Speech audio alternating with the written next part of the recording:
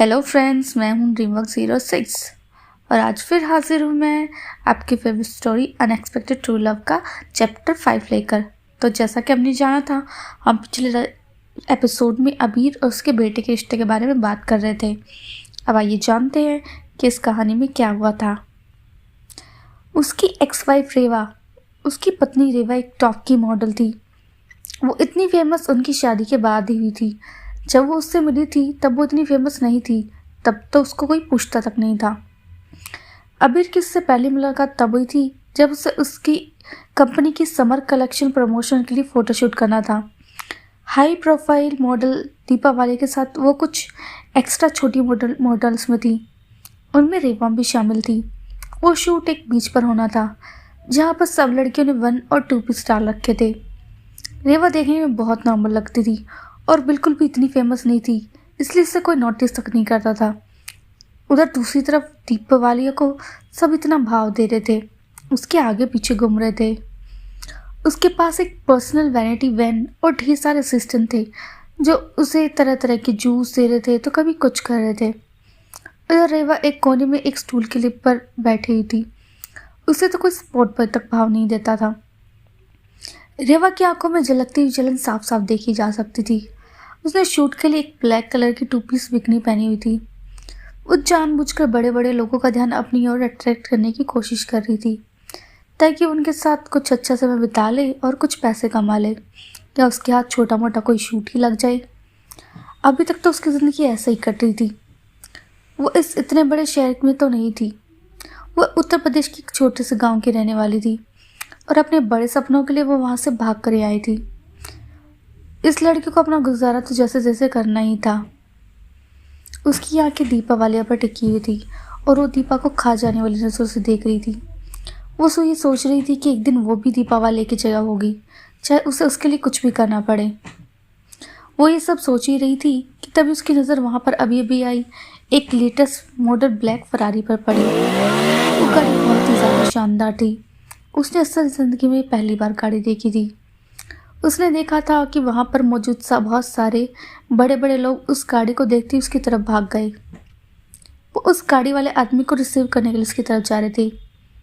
रेवा भी एक्साइटमेंट में ये देखने के लिए खड़ी हो गई थी कि आखिर ये इंसान है कौन, ये कितना पावरफुल है जो सब उसकी इतनी इज्जत कर रहे हैं। उसने देखा पहले गाड़ी में से एक बॉडीगार्ड बाहर निकला, फिर बॉडीगार्ड ने उस आदमी के लिए इज्जत से सर झुकाकर दरवाज़ा खोला। रेवा ने देखा इतनी सारे देर से सबको एटीट्यूड दिखा रही दीपा वालिया भी उस गाड़ी की तरफ एक्साइटेड होकर भाग रही है। इस बात को देखकर रेवा और भी ज़्यादा बेचैन हो गई। अब तो उसे जानना था कि अंदर कौन था। तभी उस गाड़ी में से पहले एक पाँव बाहर आया। रेवा ने देखा उस आदमी ने बहुत ही महंगे ब्रांड के जूते पहने हुए थे जिन्हें बहुत सारे लोग सिर्फ देखने का और खरीदने का सपना तक देखते हैं। फिर उस आदमी ने गाड़ी के गेट को हाथ से पकड़ा। रेवा ने देखा कि उस आदमी के हाथ में एक डायमंड वाली कीमती घड़ी थी जिसने वहां खड़े सब लोगों की नज़रों को चुंदिया दिया। रेवा भी भीड़ में सबके पीछे चलते हुए देख रही थी। फिर वो आदमी पूरी तरह से गाड़ी से निकल सबके सामने आ गया। वो आदमी देखने में इतना हैंडसम था कि उसे देखकर सबकी सांसें रुक गई थी। वो मात्र 22 साल का लड़का था। उस लड़के का रूप कमाल का था।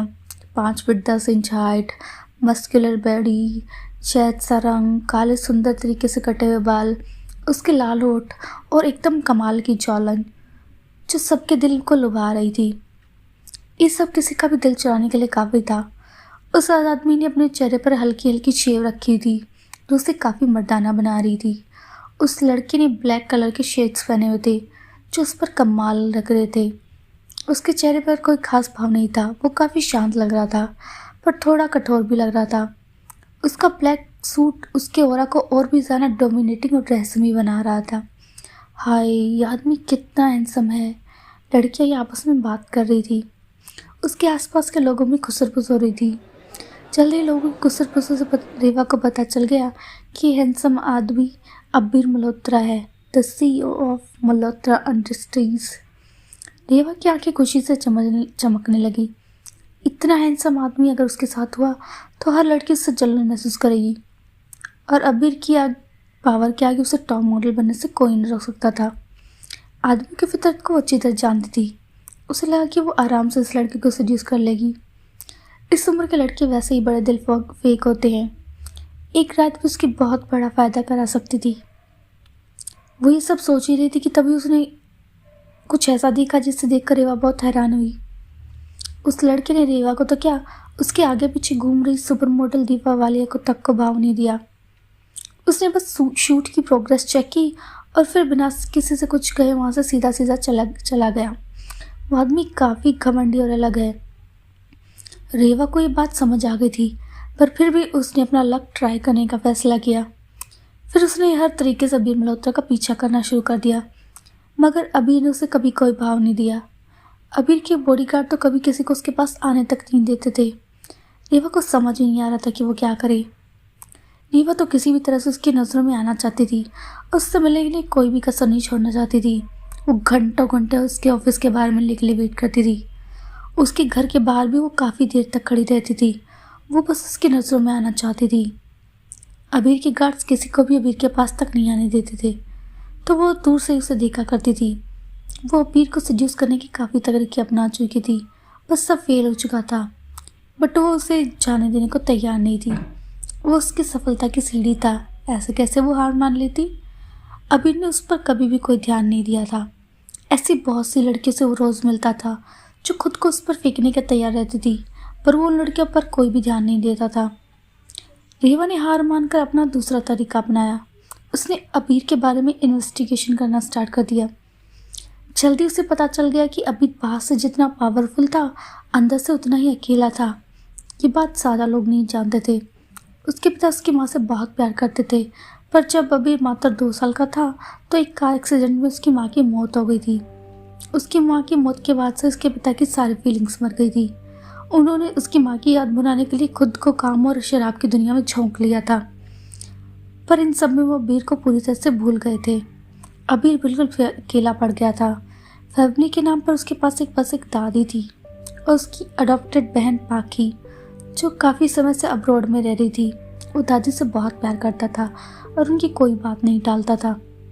अबीर का ख्याल रखने के लिए उसके पिता ने दूसरी शादी कर ली थी, पर जैसा उन्होंने चाहा था वैसा बिल्कुल भी नहीं हुआ था। अबीर की सौतेली माँ श्वेता अबीर को बिल्कुल भी पसंद नहीं करती थी और उसे बचपन पे या तो उस पर मारती थी या उस पर चिल्लाती रहती थी। अबीर ने ज़िंदगी में बहुत दुख झेले थे। उसकी सौतेली माँ ने तो शादी के 1 साल में ही दूसरा बच्चा पैदा कर दिया था, ताकि इस घर में उसकी जगह पक्की हो जाए। और काफ़ी हद तक ऐसा हुआ भी। उसके पिता आदित्य मल्होत्रा उसकी सौतेली माँ पर काफ़ी मेहरबान थे। उन्होंने कुछ शेयर्स भी उनके नाम कर दिए थे।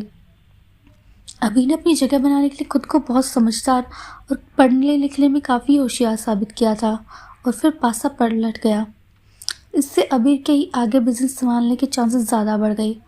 वो अपनी काबिलियत से सब हासिल कर लेना चाहता था, इसलिए भी उसकी सौतेली माँ उसको ज़्यादा पसंद नहीं करती थी।